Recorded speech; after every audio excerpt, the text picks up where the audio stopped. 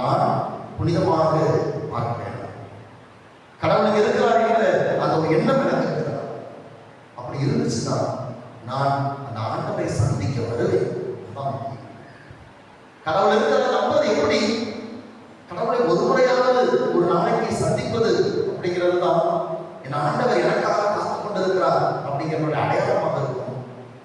அப்ப குறைந்தது வாரத்துக்கு ஒரு முறையாவது என் ஆண்டவரை சந்திக்க நான் ஆலயத்திற்கு செல்ல வேண்டும் அப்படிங்கிற ஒரு எண்ணம் எனக்கு வர வேண்டும். அதுதான் நான் ஆண்டவரை இந்த ஆலயத்தை புனிதமாக பார்க்கிறேன், கடவுளுடைய பிரசன்னம் இருக்கிறது என்பதை உணர்ந்திருக்கிறேன் என்பதற்கான அடையாளமாக இருக்கிறது. எனவே அதை நாம் செய்ய முயற்சி எடுப்போம்.